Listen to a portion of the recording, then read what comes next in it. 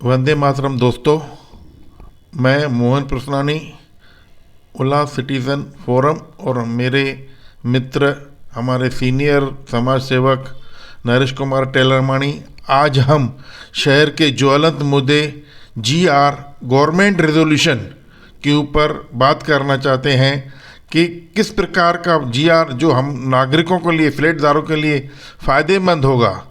GR तो आ गया है, 1 बरस हो गया है। चीफ मिनिस्टर साहब ने सदन में डिक्लेयर किया था उल्लासनगर के जीआर के लिए, पर उसका फ़ायदा कुछ भी नहीं हो रहा है।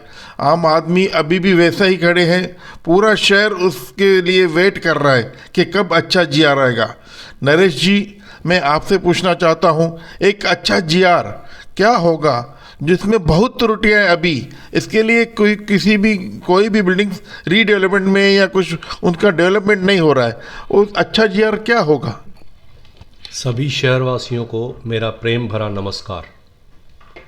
ये बात बिल्कुल आपने सही कही कि 1 बरस पहले मुख्यमंत्री ने सदन में ये कहा था कि उल्लासनगर के लिए जीआर अप्रूव करता हूँ और उसमें 2200 रुपया पर स्क्वायर यार्ड के लोगों को पेनल्टी लगेगी और उसको हम रेगुलराइज करेंगे। रेगुलराइज करने के बाद रीडेवलपमेंट प्रोसेस चालू होगा।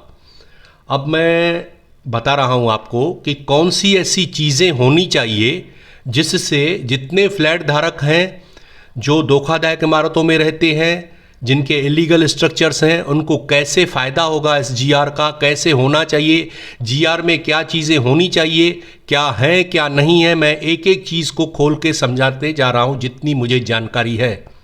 मैं शहरवासियों से ये निवेदन करता हूँ, खास करके ऐसे लोगों को जो धोखादायक इमारतों में रहते हैं या जिनकी इमारतें गिर गई या जिनके इलीगल स्ट्रक्चर्स हैं, कि ये जो मैं बताने जा रहा हूँ कृपया करके एक एक चीज़ को ध्यान से सुने और समझें, क्योंकि ये सब हम शहरवासियों के लिए अफेक्टेड हैं हम लोग। और मैं चाहूँगा कि इसमें अगर कोई भी ज्ञानवान व्यक्ति, नॉलेजेबल व्यक्ति आगे आकर के और कुछ इसमें ऐड करना चाहे तो ही इज़ वेलकम। हमें बताए, हमें गाइड करे, हमें मार्गदर्शन करे। आज की तारीख में मैं ये कहूँगा कि रेगुलेशन ये 2200 का, जिसके ऊपर महानगर पालिका ने नोटिस भी निकाल दिए हैं, कुछ क्लैरिटी नहीं है। सबसे पहले तो ये बात है कि बिल्डिंग की जो 2200 रुपया स्क्वायर यार्ड का पेनल्टी बोल रहे हैं इलीगल को लीगल करने के लिए। अब मान लीजिए कोई बिल्डिंग सनद की जगह पे खड़ी हुई है लेकिन उन्होंने वायलेशन की है, इलीगल किया है काम, तो जो इलीगल पोर्शन है उस पे 2200 से स्क्वायर यार्ड के हिसाब से पेनल्टी भरनी है या पूरी बिल्डिंग के ऊपर भरनी है, ये अभी तक क्लेरिफाई नहीं हो रहा है। और ये कैलकुलेशन कैसे होगी?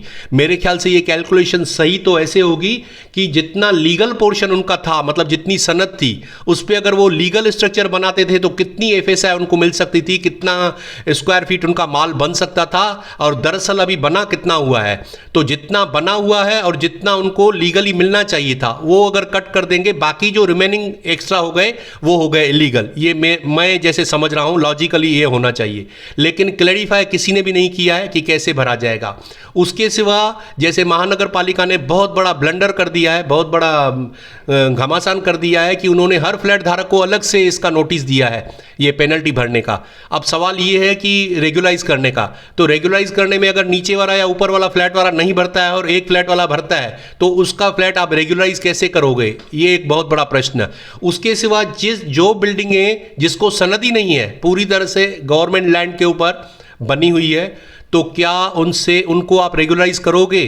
क्या उनसे पेनल्टी लेकर के उस जमीन का मालकाना हक वो फ्लैट धारकों को मिलेगा?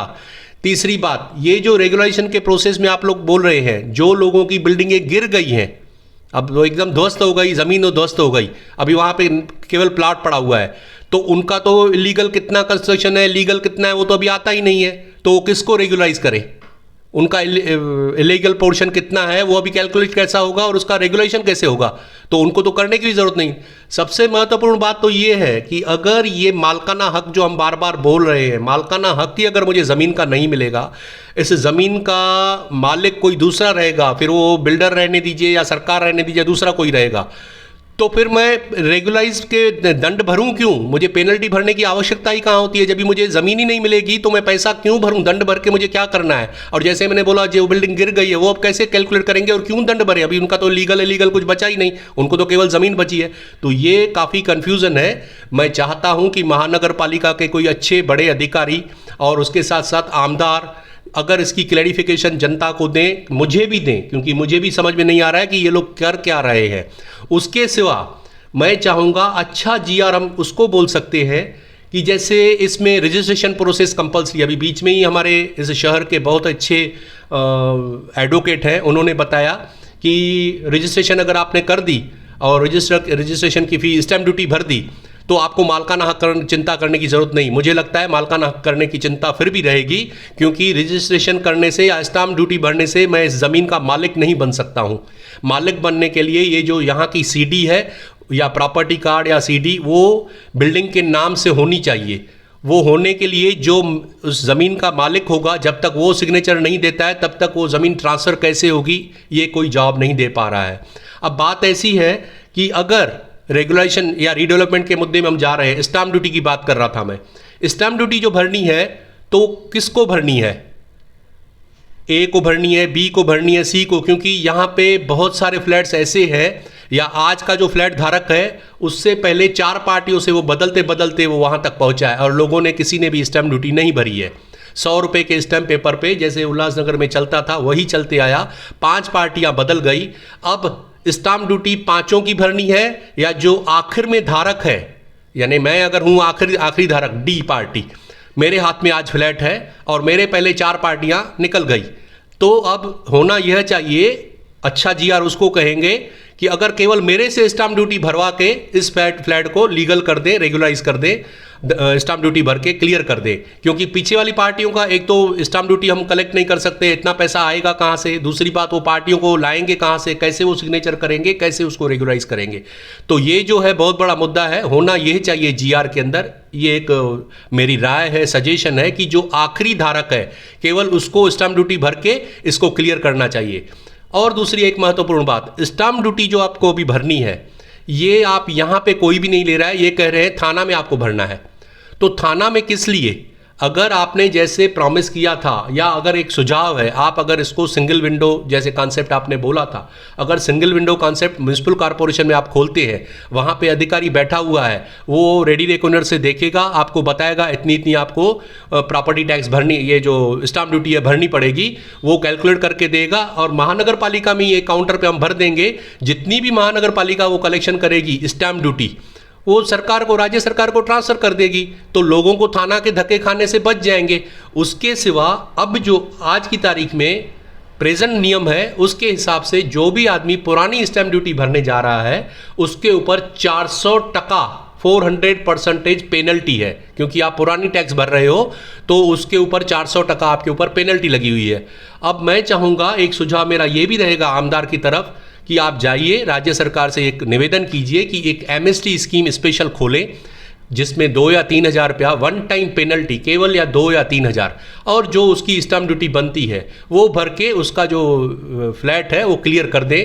क्योंकि ऐसे पहले भी हुआ है कई बार कि एमएसटी स्कीम आई है जिसमें लोगों ने पहले टैक्स नहीं भरी हुई है, तो उनको पेनल्टी माफ़ करके 2 या 3 हज़ार वन टाइम पेनल्टी करके उनको क्लियर करके दिया है। तो यह भी एक सुझाव है मेरा कि अगर आप ऐसे भी लाते हैं तो भी लोगों को एक फ़ायदा होगा। अब बात आती है मालकाना हक की या सीडी की। तो सीडी जो है, जो जिस प्रकार से महाराष्ट्र सरकार ने पहले नियम बनाया हुआ है, जो कोऑपरेटिव सोसाइटीज़ हैं, अगर उनका 4 बरस पहले महाराष्ट्र सरकार ने ये नियम लाया था कि कोऑपरेटिव सोसाइटी है और स्टैम्प ड्यूटी भरी हुई है सभी फ्लैट धारकों की, तो उसकी ज़मीन जो है डीम्ड टू बी, यानी ऑटोमेटिकली कन्वर्ट हो जाएगी, चेंज हो जाएगी, उसमें बिल्डर के सिग्नेचर की आवश्यकता नहीं है।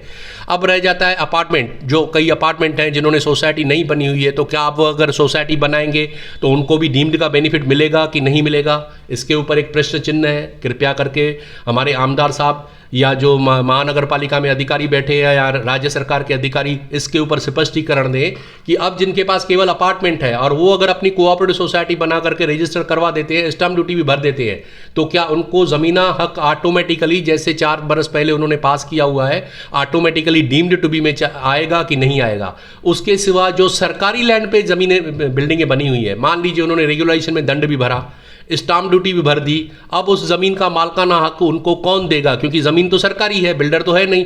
सरकारी ज़मीन पे पूरी तरीके से इलीगल स्ट्रक्चर बना, तो उसको सनद कौन देगा? कहाँ से मिलेगी उनको सनद?